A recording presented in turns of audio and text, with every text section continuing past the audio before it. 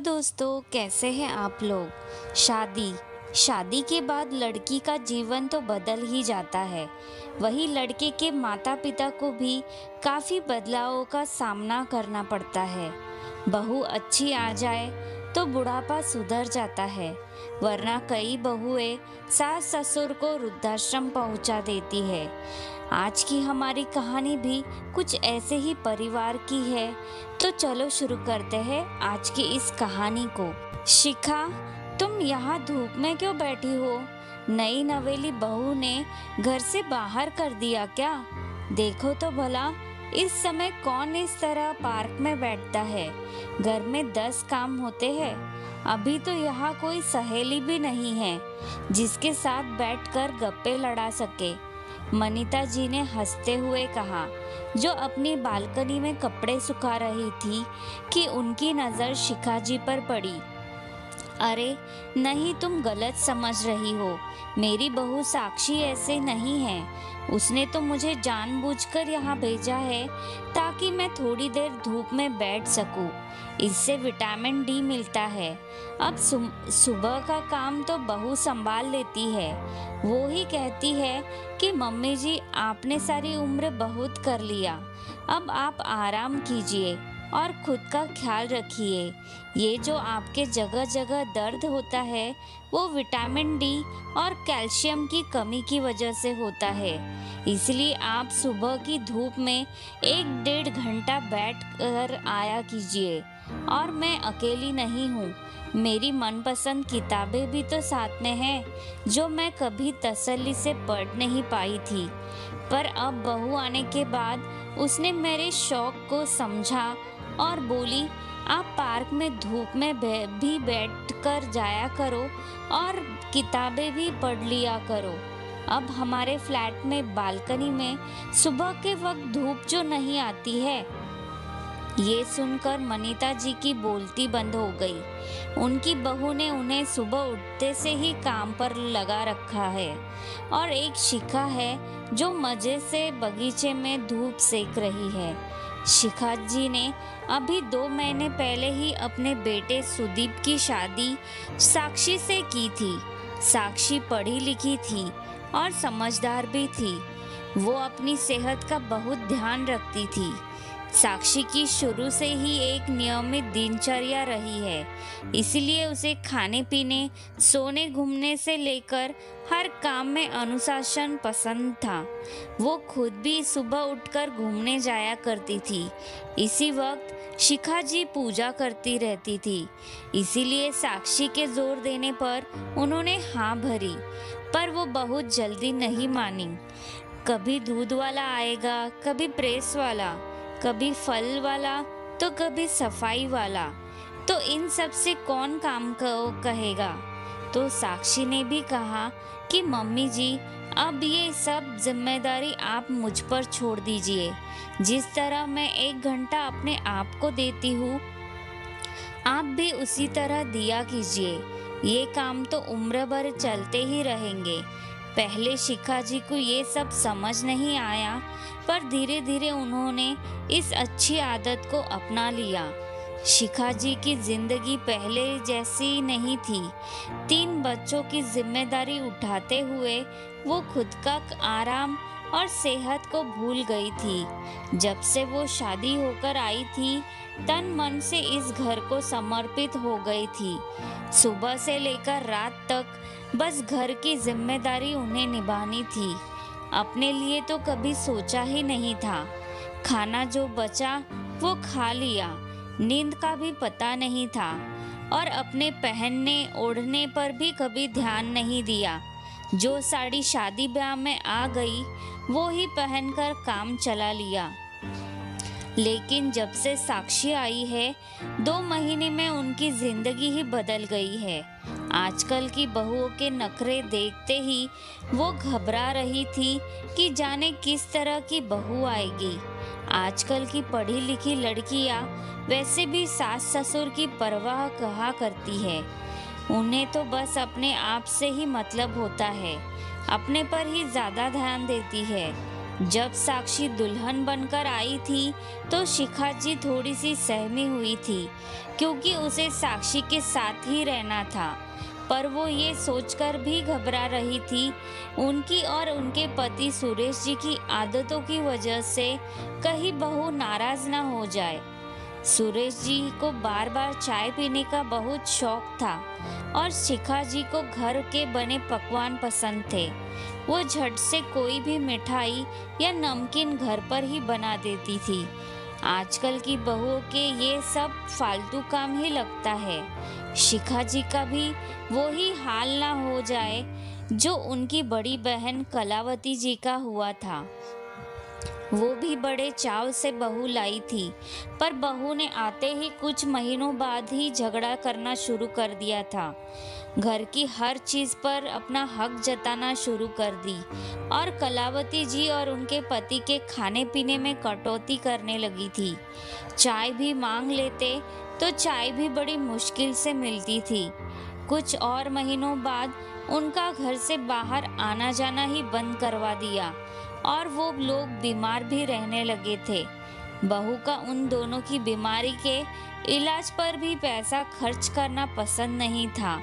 बेटे ने समझाना चाहा तो उसे भी दहेज के लालच में जेल भिजवाने की धमकी देने लगी। बेटे की गृहस्थी बनी रहे इसीलिए दोनों सब चुपचाप सहते रहे। जब कलावती जी अपनी छोटी बहन शिखा को सब कुछ बताती थी तो उनका दिल भी दहल जाता। वो बहू नाम से ही डरने लगी थी। कलावती जी उन्हें हर छोटी बड़ी बात बताया करती थी और आखिर 2 साल बाद ही दोनों सास ससुर को उनकी बहू ने वृद्धाश्रम पहुंचा दिया। ये सुनकर शिखा जी के रोंगटे खड़े हो गए। सुदीप और साक्षी जब हनीमून से लौटे तो साक्षी ने आते ही घर संभाल लिया। वो रसोई में भी अच्छे से सब काम कर लेती थी।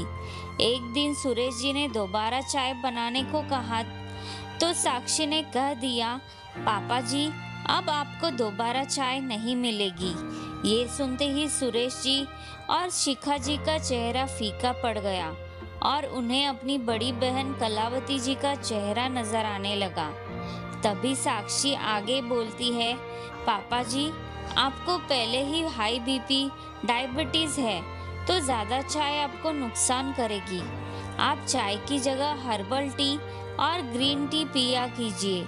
शुरू में आपको इनका स्वाद पसंद नहीं आएगा, पर धीरे धीरे यही चाय आपको अच्छी लगने लगेगी। आपको चाय की लत भी छूट जाएगी और सेहत में भी सुधार आ जाएगा। मैं खुद आपको कल से ये चाय बनाकर पिलाऊंगी। साक्षी के मुंह से ये सुनकर दोनों को अच्छा लगा। उन्हें लग रहा था कि कहीं बहू उनके खाने पीने पर रोक तो नहीं लगा रही है। अगले दिन साक्षी ने उनको सुबह की चाय बनाकर दे दी और दोबारा मांगने पर अदरक नींबू वाली ग्रीन टी बनाकर पिलाई तो उन्हें बहुत अच्छी लगी। धीरे धीरे उनकी चाय की लत ही छूट गई। बीपी और डायबिटीज भी ठीक रहने लगे। सेहत में भी सुधार हो गया। देख लिया, सभी बहुएं एक जैसी नहीं होती है। हमारी बहू तो बेटी बनकर हमारा ख्याल रखती है। उसे हमारा आराम की भी चिंता है और सेहत की भी चिंता है। सुरेश जी ने हंसते हुए अपने पत्नी से कहा, हाँ जी, ये बात तो आपने एकदम ठीक कही, वरना मैं तो घबरा गई थी। मुझे तो रह रहकर दीदी की शक्ल याद आ रही है। उनकी बहू ने उनके साथ कितना बुरा किया था, उन्हें रुद्राश्रम ही पहुंचा दिया था। अगले दिन जब सुरेश जी और शिखा जी सोकर उठे तो साक्षी ने कहा कि मम्मी जी, पापा जी, आज हम सब कुलदेवी के दर्शन के लिए चल रहे हैं। वहीं पर ब्राह्मणों को भोग भी लगवा देंगे। अरे हाँ, आज तो मेरी सास की पुण्यतिथि है। तुम्हें कैसे याद है? शिखा जी ने पूछा। वो जब मैं शादी होकर आई थी हम सब बहुत सी बातें करते थे तो आपने ही बताया था कि दादी जी की पुण्यतिथि आने वाली है, तो मैंने मोबाइल में नोट कर लिया था।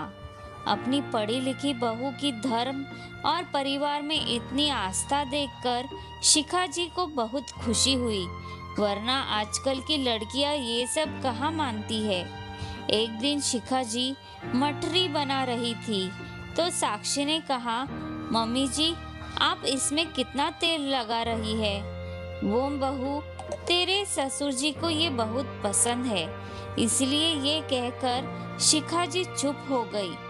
मम्मी जी आप ये मटरी एयर फ्रायर में क्यों नहीं बनाती हो? मैं आपको सिखा दूंगी। पापा जी के इस बार में टेस्ट में हाई कोलेस्ट्रॉल भी आया है, तो हमें मिलकर पापा जी का ध्यान रखना होगा। पापा जी के खाने का शौक भी पूरा हो जाएगा और उनकी सेहत भी बनी रहेगी। लेकिन बहू, जो स्वाद तले हुए में आता है वो इसमें कहाँ आएगा?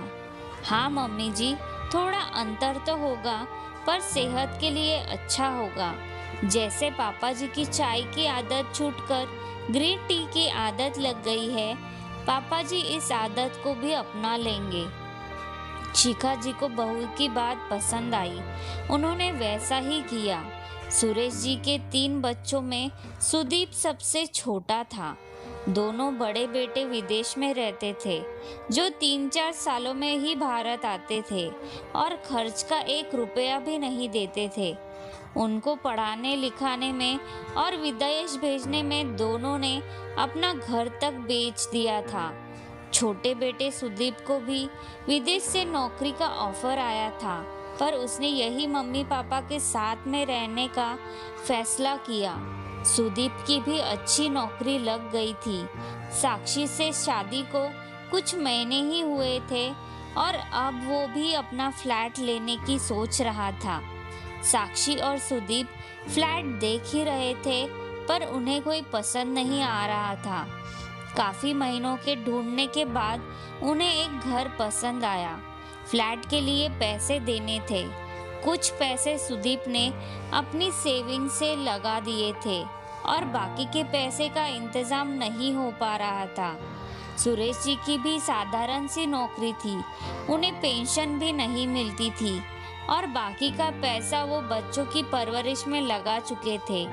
सुदीप ने लोन के लिए आवेदन कर लिया था और डाउन पेमेंट भी तो देना था। आप मेरे गहने गिरवी रख दीजिए, किराए में बहुत पैसा जा रहा है, इससे अच्छा तो हम ये पैसा अपने घर में डालेंगे, साक्षी ने सुदीप से कहा। लेकिन तुम्हारे गहने ऐसे कैसे गिरवी रख दूं? तुम्हारे मम्मी पापा ने इतने प्यार से दिए हैं, ये तो ठीक नहीं होगा। क्यों ठीक नहीं होगा?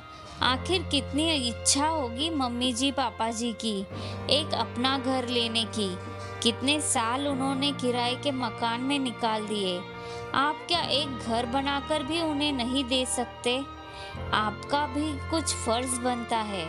हाँ साक्षी, फर्ज बनता है, लेकिन मैं उसके लिए तुम्हारे गहने गिरवी नहीं रख सकता हूँ। ये ठीक नहीं होगा। आखिर क्यों ठीक नहीं होगा? मैं भी तो इस घर की हूँ। आपका और मेरा भी एक ही सपना है। गहने तो बाद में भी छुड़ा देंगे। घर एक बार बन जाएगा तो बन जाएगा। आखिर में साक्षी सुदीप को मना ही लेती है। सुदीप फ्लैट बुक करा लेता है और कुछ महीनों बाद उसमें इंटीरियर करवा लेता है। शिखा जी और सुरेश जी को बहुत खुशी होती है कि उनके बेटे ने अपना घर ले लिया। गृह प्रवेश का दिन आता है। सभी रिश्तेदारों को बुलाया जाता है। तभी साक्षी जी कलश शिखा जी को देती हुई कहती है कि मम्मी जी, आप ये कलश लेकर पापा जी के साथ घर में प्रवेश कीजिए। बहू, मैं ऐसे कैसे कर सकती हूँ? ये घर तो तुम्हारा और सुदीप का है। हमने तो इसमें 1 रुपया भी नहीं लगाया है। मम्मी जी, आप कैसी बातें कर रही है?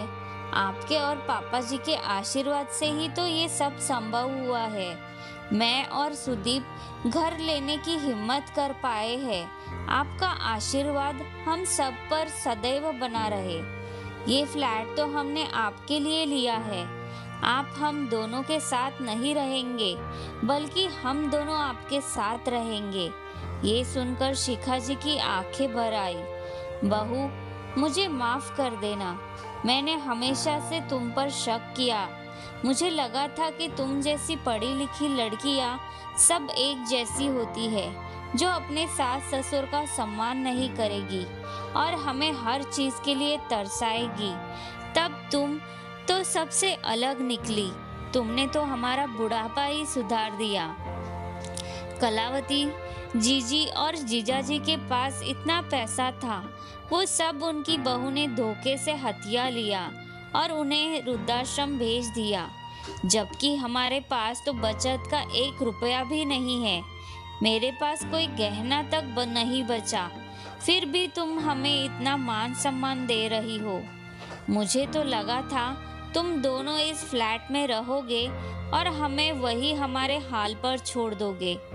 मम्मी जी, आपने ऐसा कैसे सोच लिया?